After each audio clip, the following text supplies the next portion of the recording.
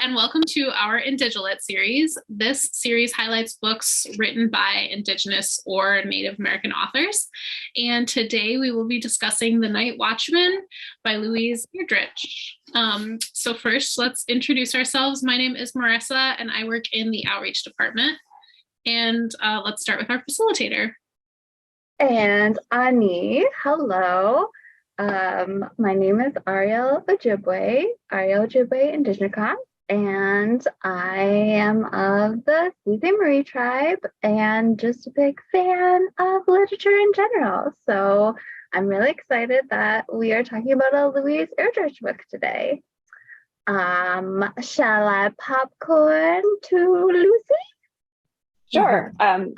I am Lucy. I work in the youth department at the library, but I also do adult events as well as youth programming. And I love talking about books, and I love Louise Erdrich, so I'm excited. I'm Elizabeth. I work in the archives department, and this is my second book that I've read by her, so I'm pretty excited to talk about it. My name is Jacob. I am an employee of Ann Arbor District Library. I work in the outreach department. Also my second Louise Erdrich book, and I'm excited to be here. I'm Emily. I'm a librarian here at Ann Arbor District Library. I select books for kids fiction, but I mostly do events for adults. And I am embarrassed to say this is the first time I've read Louise Erdrich, and I loved it. And so now I'm going to go on a reading binge and be thrilled. I'm Valerie. I work in collections here at the Ann Arbor District Library, and this is my third Louise Erdrich book. So, my name is Beth, and I'm part of the outreach team. And I also read this as my second Erdrich book, and it was really good.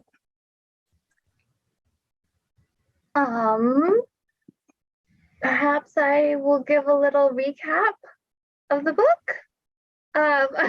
Okay. For those of you tuning in, thank you. The Night Watchman is by Louise Erdrich, and Louise is an author who's very well known, as you probably know if you're a fan of literature, and has been writing for decades, and is a National Book Award winner, and this book won the Pulitzer Prize.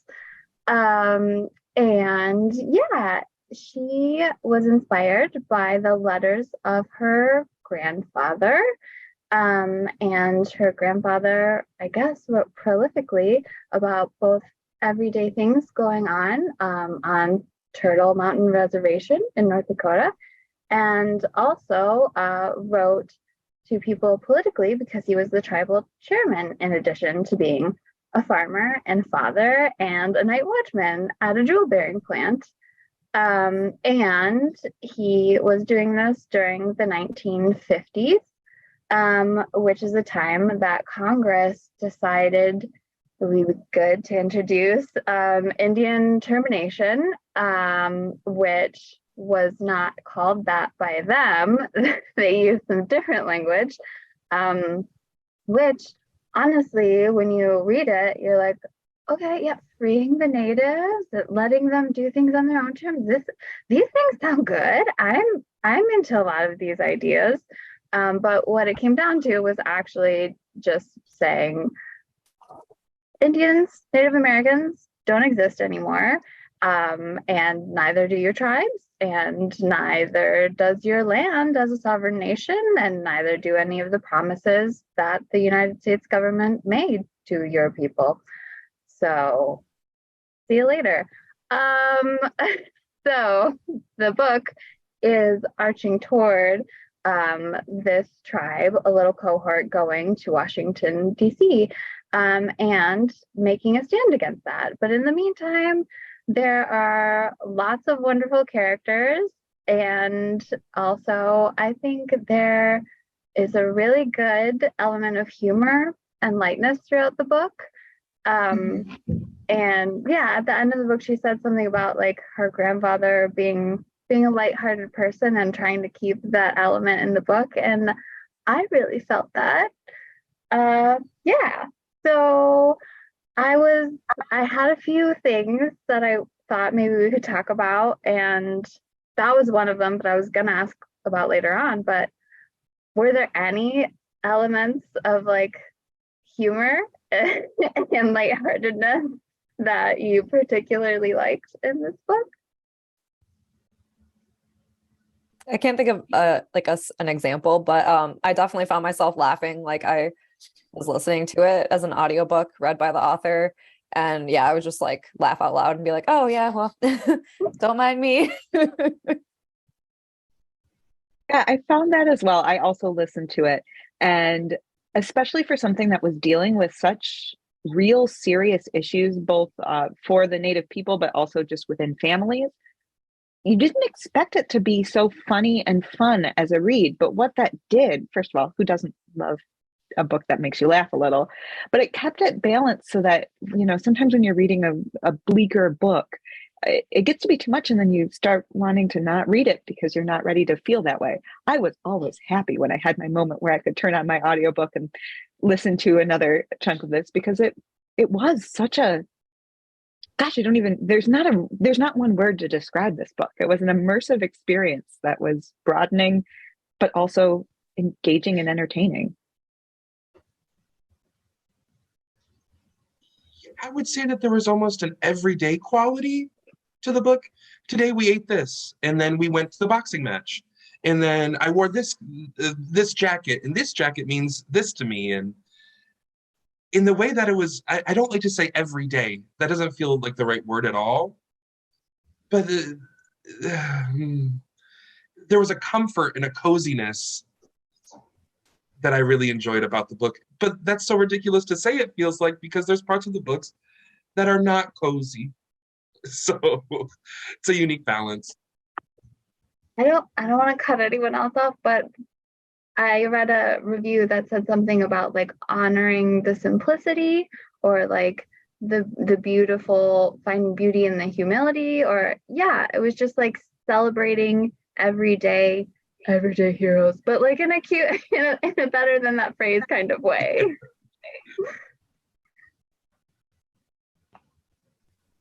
I can't remember specifically where it was in this book, and honestly, it might have been in another Louise Erdrich book, but I think one of the characters at least talks about humor and the importance of it. Can't remember if it was this book that that is a way that they handle things. I feel like the humor was addressed by the characters. Yeah, it was. I think when Patrice gets off the train and a little bit later when she's having her calf swimming experiences, like her somewhere in between there, maybe when she gets trapped at the taxi station, I think they said something, and a review said something about like the very Chippewa treatment of humor of like, this is absurd, so it's hilarious, but I'm also like in a lot of danger. So yeah, but I'm gonna laugh at it because what else am I supposed to do here? Yeah, I think that was what I was thinking of. But also, how I felt about like how they dealt with Roderick's ghost, of like it could be this kind of really spooky, freaky moment, but it was handled with such like, yeah, it felt very cozy, like just a very sweet relationship. And like obviously this was a person who he knew living. And so I don't even know if he had seen him. I guess he'd see him. He knew who it was. But it was just like this very sweet relationship almost. That was very sweet. And then the owls too. He sees an owl. And it's like, it could be this omen of like doom or death, but they're kind of like laughing and joking about it. And, oh, that's my owl. And just how they dealt with it was very like, I don't want to say gallows humor because it felt more light than that, but it kind of is gallows adjacent, it felt for me.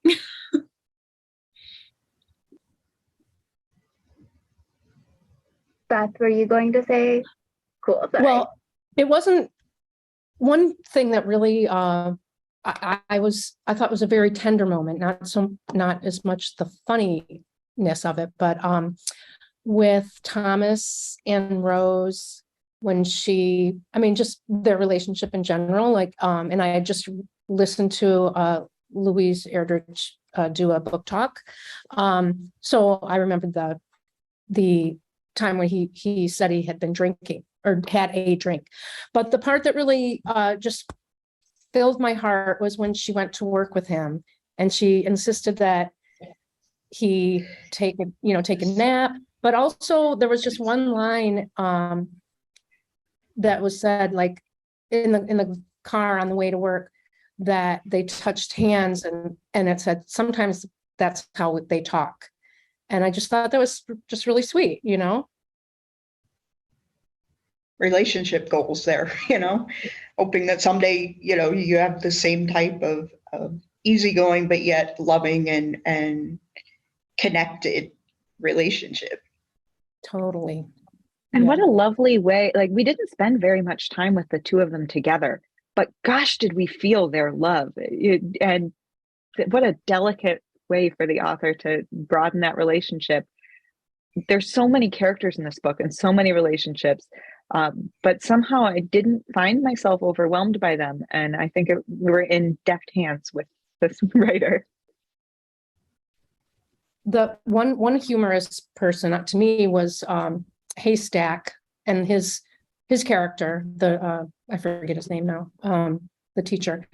He was, kind of goofy, and throughout it, I wondered what was he supposed to be bringing to the table, except just, I guess, the perspective and the foil for the women that he had crushes on. But I just thought it was an intriguing addition to what she was presenting. Does anybody, I don't know, have ideas about what Haystack is bringing to the table, or want to say something about all of the other many like awesome relationships in so many ways? But I'm particularly thinking of romantic relationships because they're just displayed in so many ways. I love that the horses get their own little, not chapter, but point of view section. That was really fun.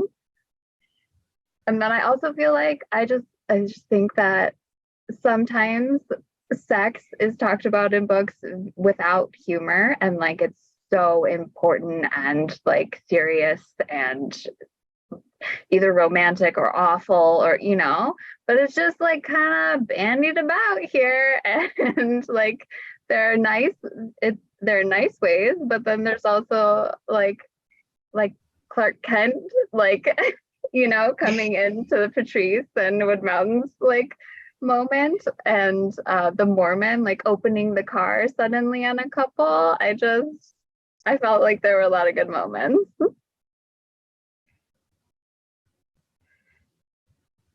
It was funny how much sex was in this book or how much it just seemed like ever present in the community, when also Pixie Patrice had to learn what sex was. She had to have her friend explain it and explain the words and explain how it worked. And I don't know, I thought that was an interesting contrast of where people were and what they thought about that. And there was a section that used humor unexpectedly, because it wasn't particularly crude the way that humor around sex often is. But what was the friend's name? All I can remember. Oh, Betty? Was that Betty? Yes. It was when Betty was explaining things to her. And it was so funny. And, bless Patrice, just going along for the ride as much as she could and hearing more about Norman than she probably wanted to. And that was a section that really did make me laugh. Yeah, when they were in the car, that made me laugh. And the door open. There was some humor to it. I also like that it was kind of handled matter-of-factly. It wasn't there wasn't this huge buildup. There wasn't a huge deal made about it. It was just, this is something that they're doing, and then we move on,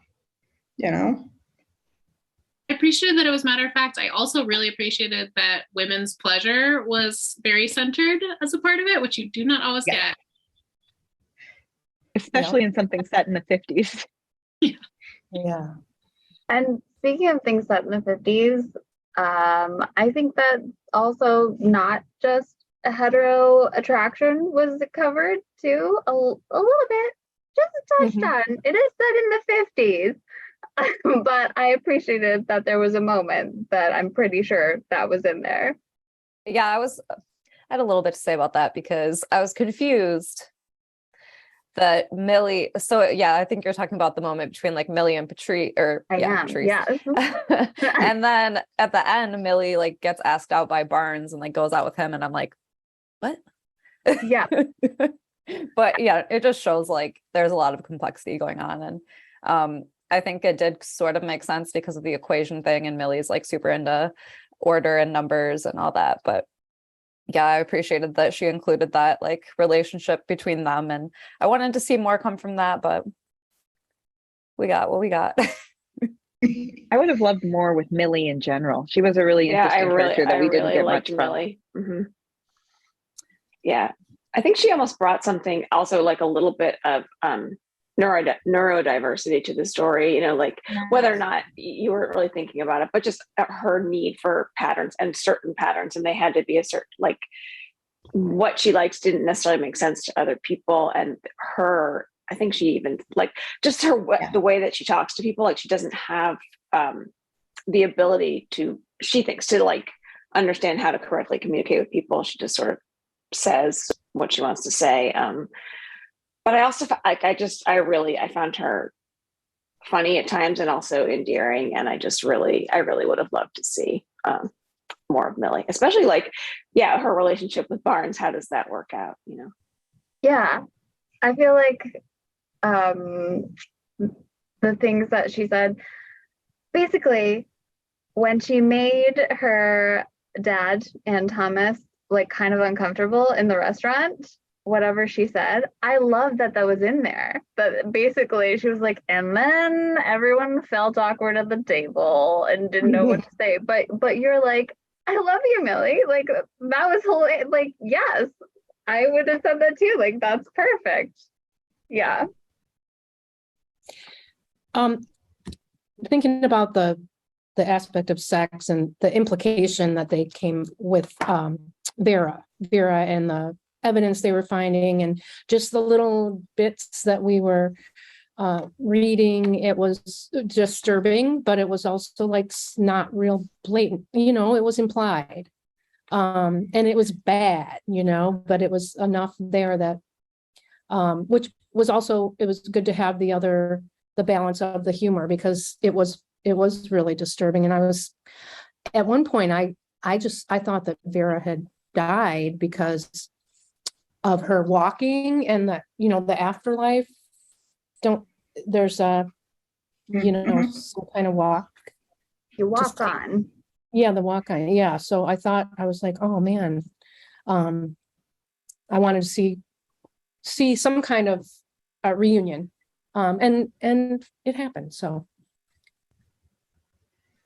I think also even with Patrice and the water jack stuff, they kind of skirt around some really, I mean, the whole thing is a little bit dark, but they skirt around the reality there, like what has happened to the other water jacks, and they just are, you know, totally dispensable. Yeah.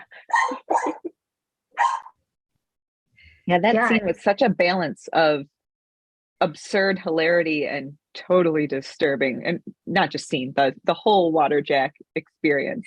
Like that, picturing that suit that's both so funny and so gross and also dangerous. It's very complicated. I like that we got enough details of like what happened to Vera and stuff that we can form that picture, but they didn't overly share about it. Like, you know, there was not a lot of heavy duty description about, you know, what she went through. It was enough to tell you, you know, give you the idea and have you understand her character, but not enough to be like very upsetting. And I was very thankful for that. I'm reading these things and I go, I'm in good hands, which is a really unique kind of feeling to have while reading a book. But I was kind of nervous with the Vera storyline. This is going to end tragically. And I don't, I just felt as though I was in very good hands, and in that the way that story was told was respectful. Yeah. I don't know if that's the best word, but that's a word.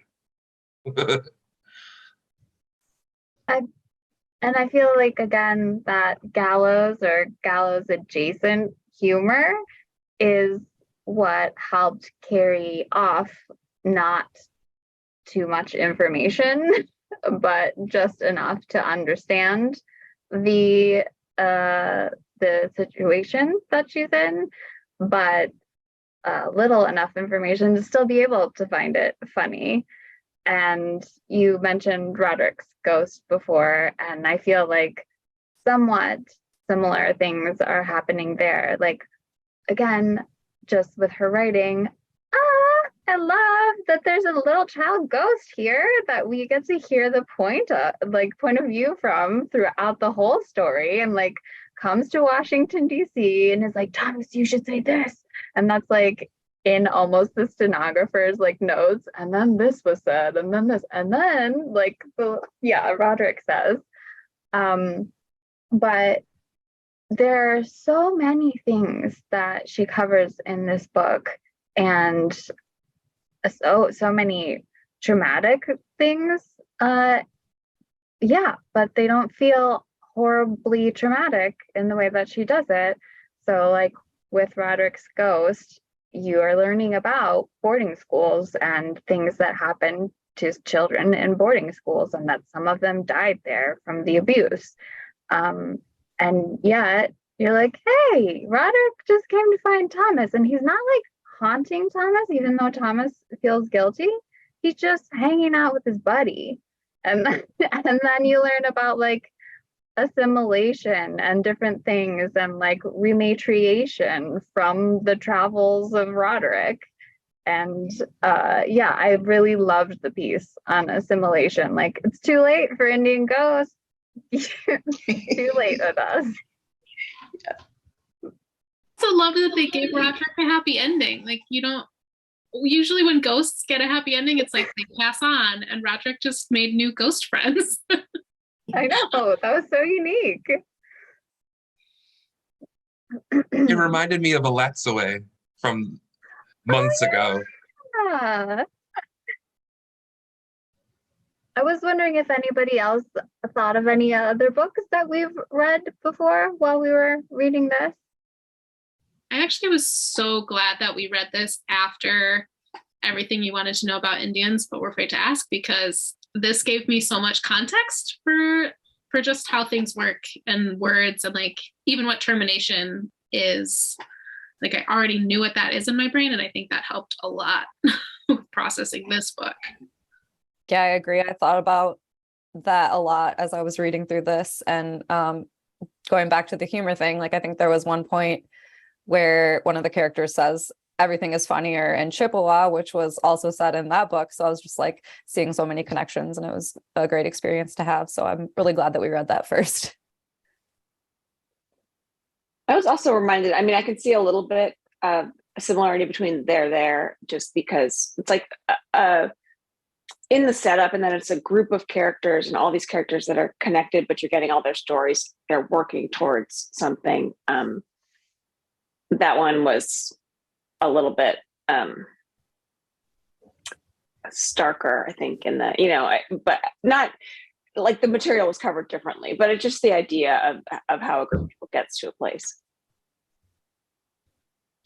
The scale of the book reminded me of there. It's like a lot of people, a lot of cogs, they're all moving differently, and what turns out at the end is based on how all these intricate personalities and relationships and politics and society, how those things mingle together to create life.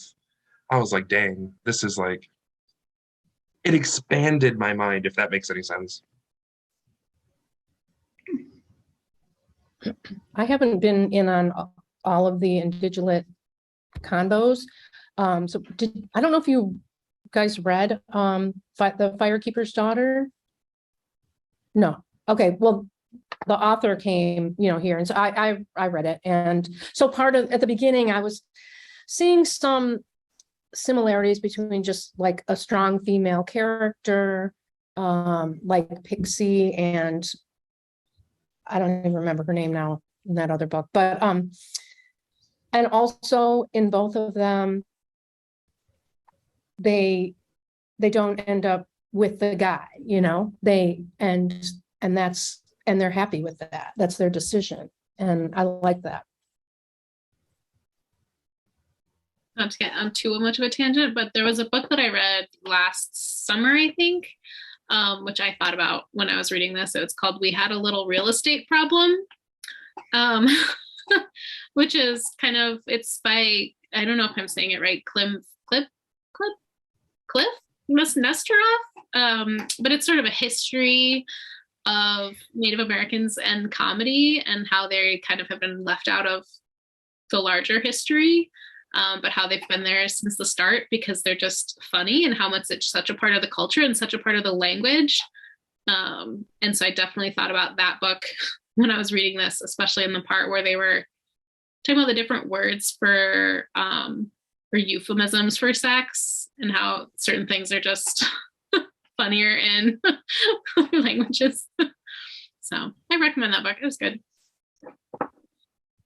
I think that, and Jacob, you saying intricate and the intricacies, I think is a really wonderful way to describe this book, because there are so many things that throughout the book, you're just like, oh my goodness, there are just so many layers in there.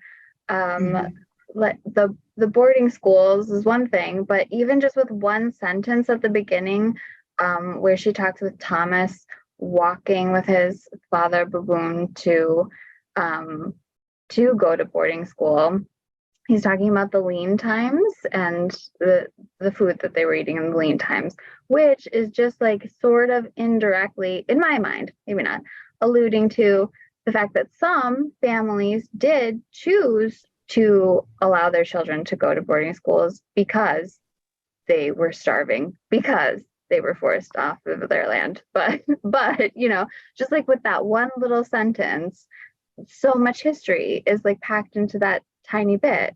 And then like, if you do know Anishinaabe, then you are like, oh, baboon, winter, and Noko, that's not her name. It's short for Nokomis, grandma.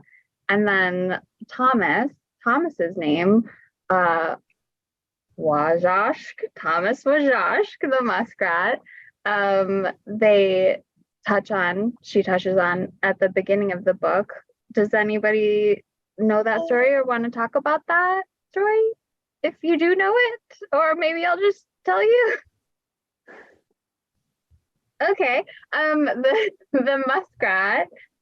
So in the Ojibway Anishinaabe creation story, there are animals who help with the recreation of the earth. And so all of these really strong, fast, all these different kind of animals, the loon and stuff, they dive down because the world is covered in water and there's a turtle. And I'm not going to tell the whole story, but there's a turtle and we need some land to put on this turtle's back.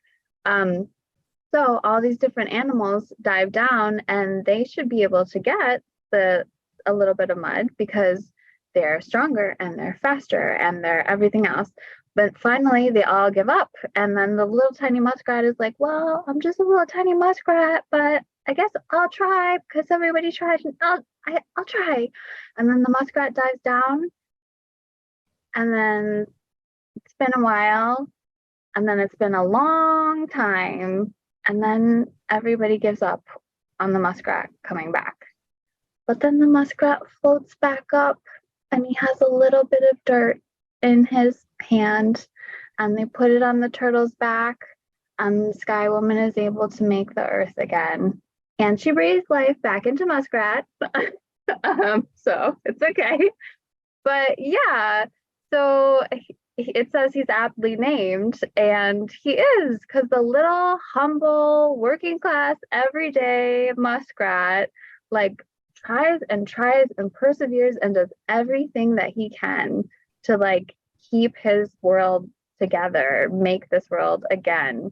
And he did save his tribe from the fate of like 113 other tribes that just got axed, and many of which have never been able to come back as a community and tribe. So yeah, so just everywhere, just that's just like one tiny example. It's just everywhere throughout this book, and it's exciting to read and masterful, I think.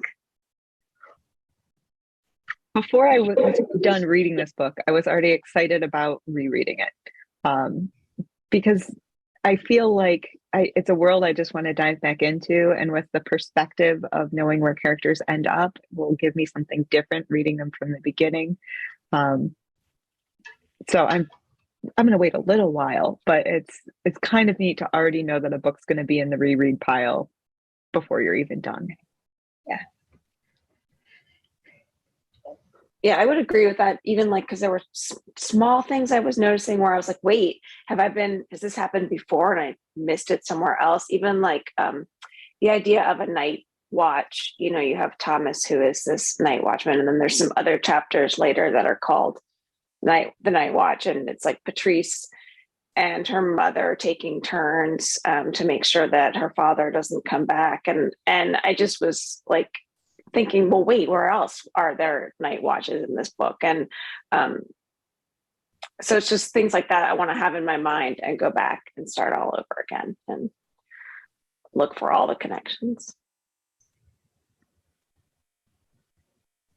Yeah, I love how the spirituality is kind of woven in, but it's also every day, and that looking for things and wanting to go back. I feel like Thomas and the Northern Lights and the Northern Lights people, and the fact that it's the colors of the cover of the book, I feel like there's something I'm missing there. There's more to the story. Yeah. Well, I could talk about this book for a really long time, but I won't make you. But if there are other things that people wanted to talk about at all before we wrap up, I'd love to chat about them with you. I wanted to bring up the Mormon guys. And did you think that there's some gayness going on, or I couldn't really tell what was happening, but because what do you think, Jacob? You're laughing. I can't say it. I'm clocked in. I can't say it on this television screen. I can't say it. Oh, but it certainly felt a little LGBTQ. Yes. Yeah. Because, okay, but there's one part that I was a little confused about, which when one of them, Eldrith, was Vernon saw Eldrith go into the barn, right? And he said he was going to the bathroom, but he went to the barn. So was somebody in the barn that I missed? Or what was the deal? Do you know? One of them was sweet on Grace. On Grace, yeah. Grace. That's what it was. And so they probably, she was probably in the barn with the horses. Gotcha. So. That's what it was. Okay. Thank you.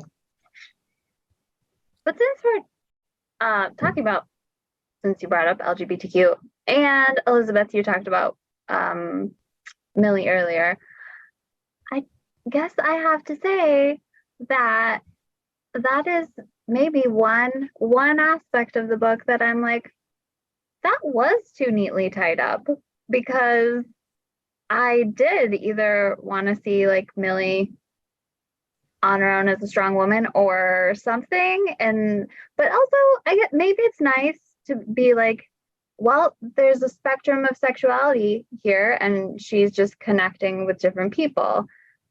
But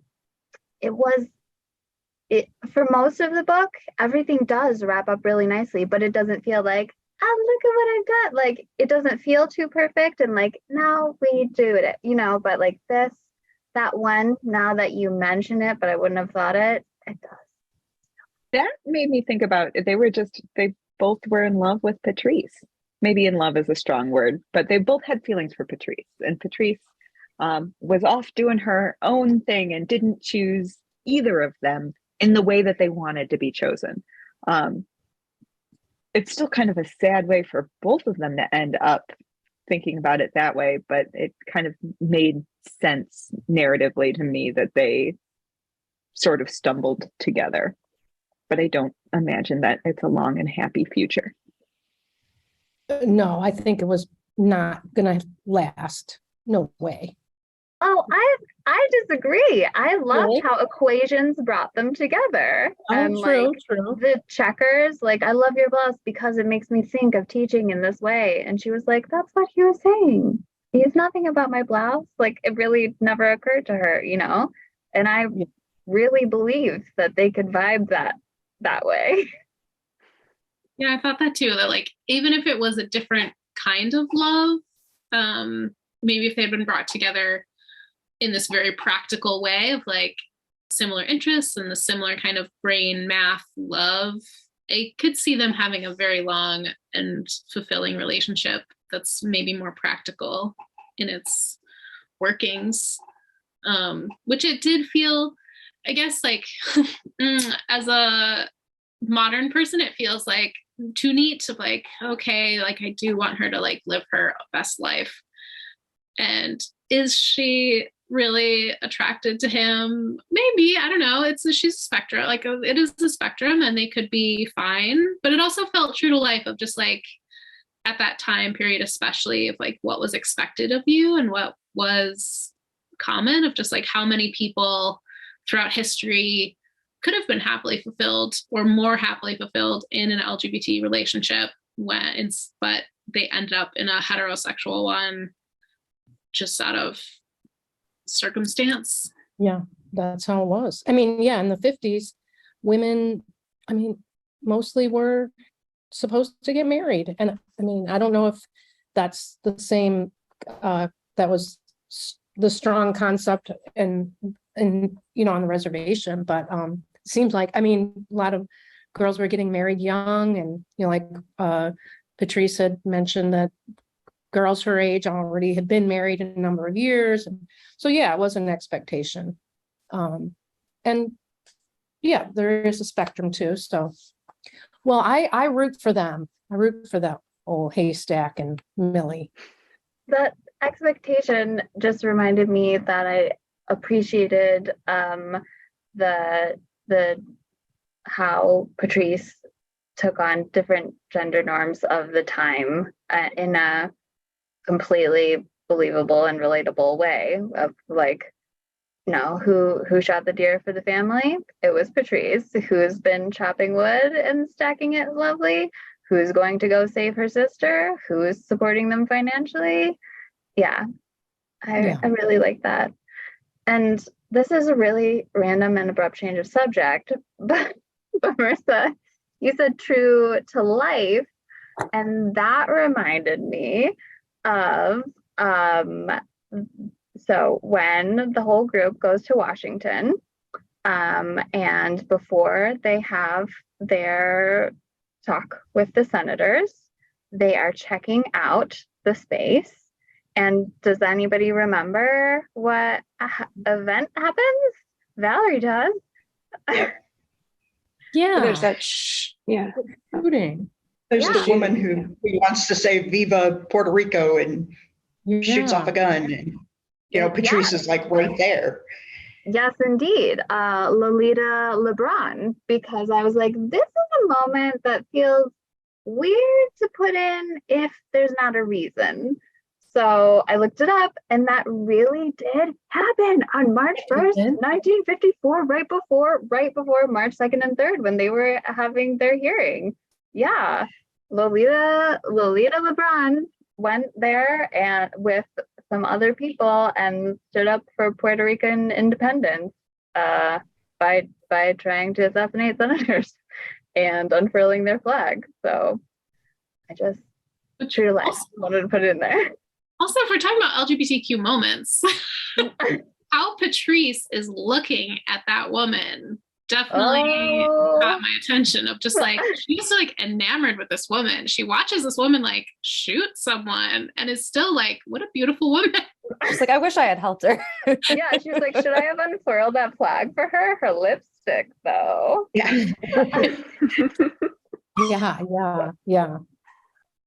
Yeah, I was thinking, well, of course, that's not in the House. It's in the Senate chambers, right? Where that happened, not in the House of Representatives, where I was thinking, oh, maybe there had already been violence in the House, like we saw on January 6th, Oh, wait, no, maybe I mixed it up. Maybe it was the House. I don't know. No, I think it was but it was the senators. But so it wasn't the exact, but it's still the same. It was still violence, and you're saying that it actually happened. So it's interesting. I don't know that people know. Some people wrote a comparison and was like, and this person was in jail for 25 years for that. So I was thinking more of just like, it's a funny coincidence that they were both there for similar independence reasons of just like wanting self-determination and wanting to be able to have their own freedoms and wanting certain things from the government. And it's just how it happened differently, but for very similar reasons. Yeah, and how at the end it's different. Like it's colonialization. It's ongoing in one case, and like Puerto Rico, no, we will have you and we will take everything from you and we will keep you. And on the other hand, like we had this promise, but now that you're probably not going to like fight back enough to like really hurt us, you're dead to us. All the rights are gone. But yeah, I'm so glad that you said that and we talked about it, because I was like, it's in this book for a reason. And yeah. I think it's interesting also that Patrice didn't know anything about Puerto Rico. And like, I think that just kind of illustrated like a different time of like people didn't have as much access to information of current world events. And then two, like probably the greater public being shielded to these movements, especially when they first started. And then I feel like I had one more point, but forgot it. So I'll let someone else jump in. Well, I mean, how many people today don't even really understand that we hold Puerto Rico as a territory and how we treat them? Yeah, a lot. I think that there was like a survey and like 54% of Americans didn't know that Puerto Rico was the territory. I didn't know until I was a grown-up. I'm just gonna say that. Well, before we say our last things, I was just wondering if anybody wanted to talk about or say anything about the language of the termination policy, and just, I don't know, Thomas's amazing ability to like see from the beginning what was coming and being able to coordinate an effort not only in his community but like outside his community. I think that is why Haystack Barnes was part of the story, not for this effort specifically, but because I think Louise was trying to show like kinship with the community that's come to live with them, in the same way that Doris gives them rides and is like a pretty good friend. Like Barnes, he's there, he's a good teacher, he's a good guy. And yeah, and now I've kind of lost my train of thought about, and so Thomas, he was able to like write to the senator or some local leader of a white community specifically and be like, and do you remember how you will be taking on all of the financial responsibility for roads and schools that the federal government will be dropping? So just want to put that out there in case that makes you have any opinions. Like what? What? How do you think of these things? Yeah, he was like probably one of the only people to recognize it too. Like he was talking about it with other people and they're like, what's so bad about that? It sounds great. Like, and when in your introduction, you kind of said like on the surface, it seems like it could be something good, but when you look into it further, you realize it's not. And like the fact that he realizes that right off the bat and kind of sorts through this like really dense language is amazing. He was epitomizing what a muskrat does, you know? And by not being too showy, he was Yeah. just, I don't want to say Right. quietly, because he was garnering support, but in a way that was non-threatening. And, so often that's what you need to be to continue the muskrat metaphor, to kind of slip through there. He's that guy. And he also made a statement about needing humor in his speech. So that came out, and he was known for his humor too.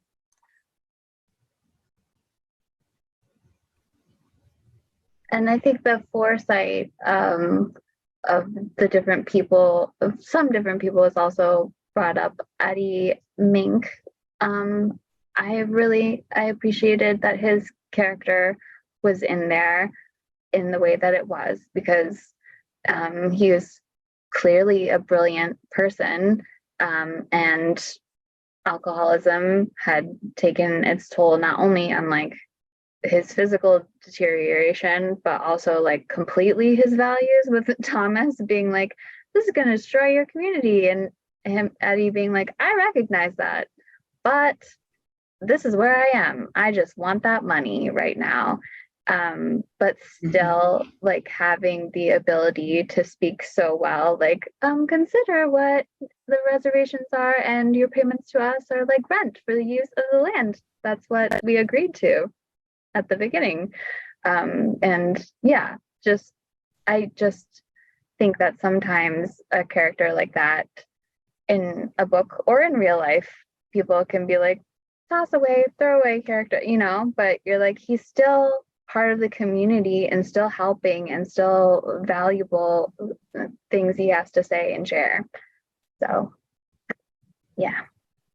And the leadership that they had in the meeting with the other local politicians, of making them read the bill out loud and then again fully read it, but also translate it to make sure that people knew and could understand it in their own language, and just like breaking down those barriers, that because it wasn't just the language, it was also like the legalese and like what does this actually mean, and just like having the time and the space to make sure that people understood was so important for the work, and just the patience that he had and that he showed, and the grace. It's like a really beautiful portrait of a leader, someone that we might not see as a leader always, like especially in like popular American culture of like, who do you think is a leader, as like military and like politicians who are used to pontificating and all this stuff, and like here's this very quiet, solid man who deeply cares for the community and does all kinds of work. It's just like really nice, beautiful portrait that I appreciated. I think we can leave it at that. It was a really nice, beautiful portrait. Thank you, everybody. Thank you. Thank you. Thank you.